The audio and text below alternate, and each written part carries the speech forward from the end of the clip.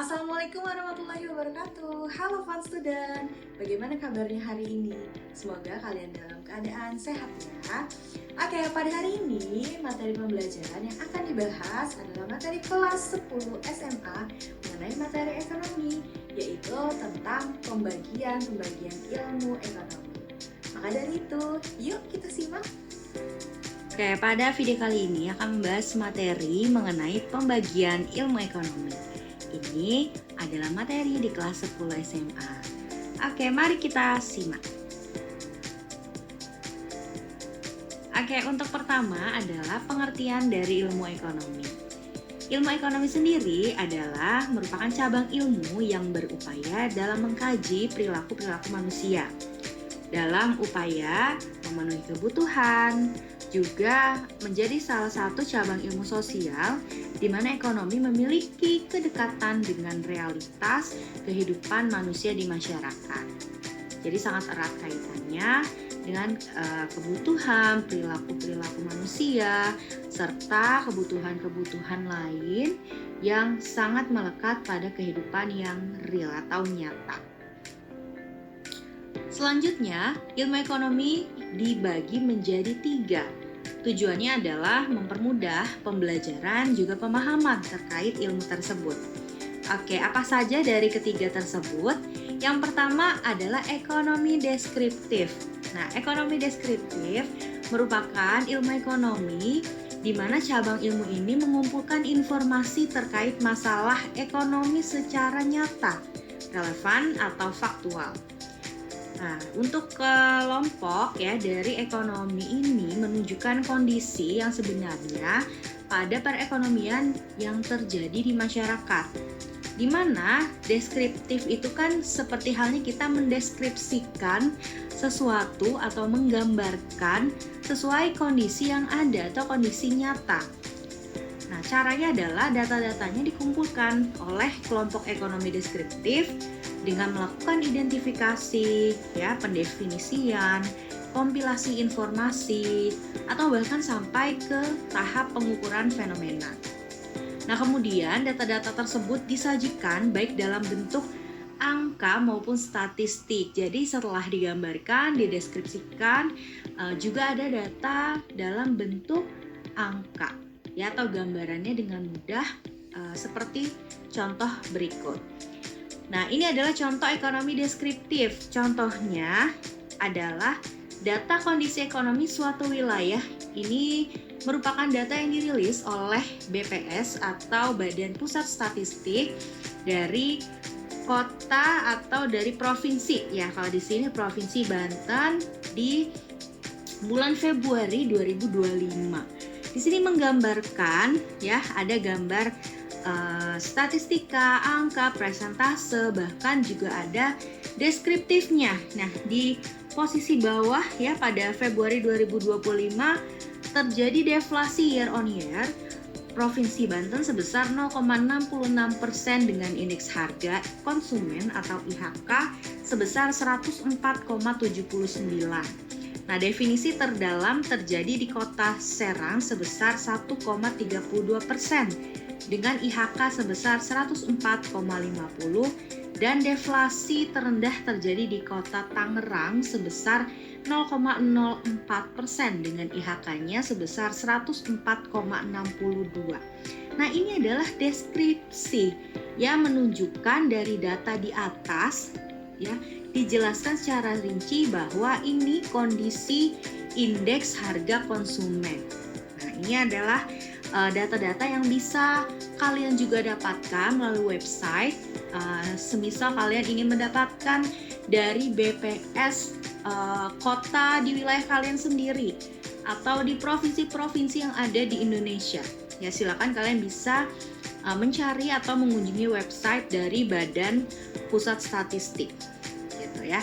Ini adalah contoh dari gambaran apa sih gitu ya yang dimaksud dengan ekonomi deskriptif. Oke, next, yang kedua, tadi kan ilmu ekonomi terbagi menjadi 3. Pertama, ekonomi deskriptif. Selanjutnya ya adalah teori ekonomi. Nah, teori ekonomi merupakan cabang ekonomi yang menyusun model analisis ekonomi dan ini mempunyai tujuan menerangkan perilaku sistem perekonomian secara garis besar. Nah, teori ekonomi ini dibagi lagi menjadi dua.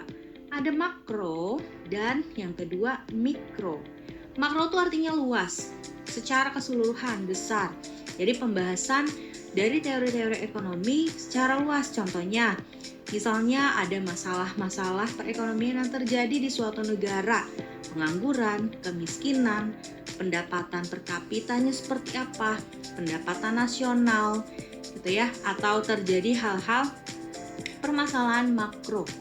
Nah, sedangkan mikro ini lebih mengerucut pada perekonomian individual. Contoh terjadinya kegiatan-kegiatan ekonomi seperti produksi, ya, konsumsi dan distribusi, ya, yang melibatkan individual atau rumah tangga yang ada di masyarakat. Nah, itu dari teori ekonomi. Next, yang ketiga, ada ilmu ekonomi terapan.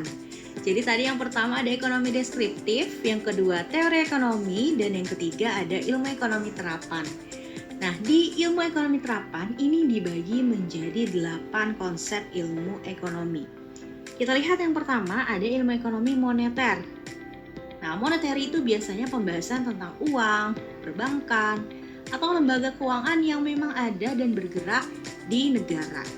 Yang kedua, ada ekonomi publik. Nah, ilmu ekonomi ini sendiri mempelajari kebijakan pemerintah dalam perekonomian.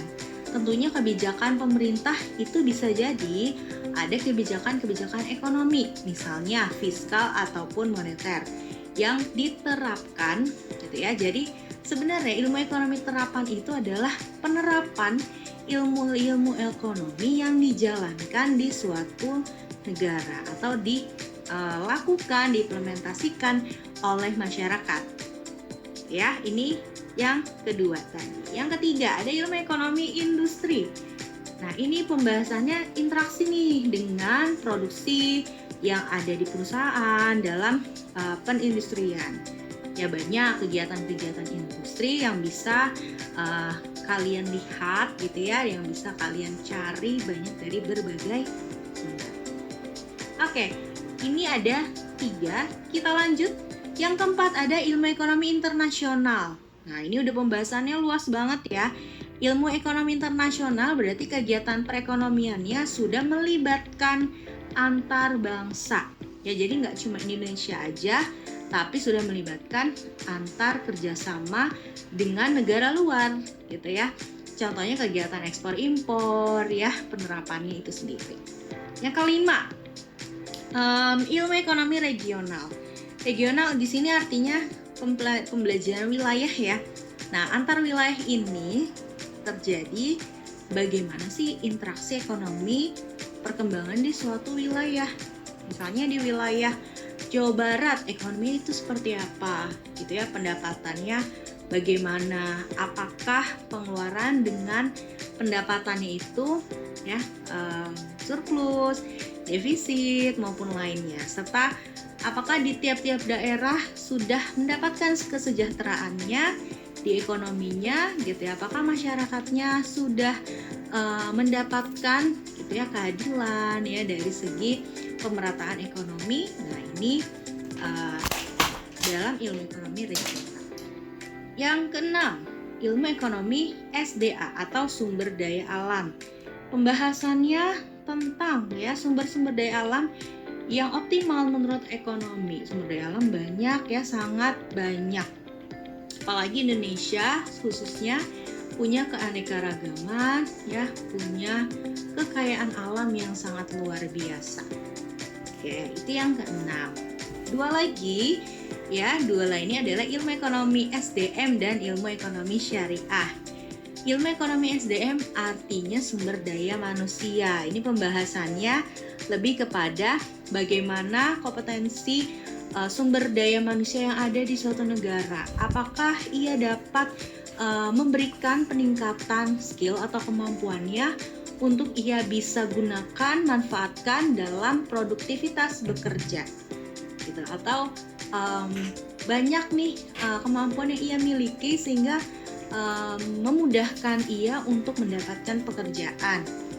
Ya, punya pendidikan yang baik, lulusan terbaik ya yang bisa mengangkat kinerja atau mengangkat dunia pendidikan di suatu negara itu sendiri. Dan yang terakhir, ilmu ekonomi syariah.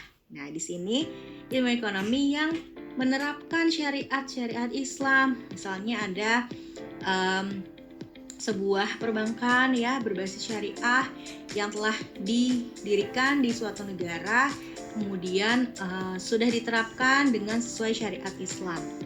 Ya, atau bahkan penerapan-penerapan lain ya produk-produk syariah yang telah digunakan gitu ya oleh masyarakat gitu. Jadi inilah 8 dari ilmu ekonomi terapan.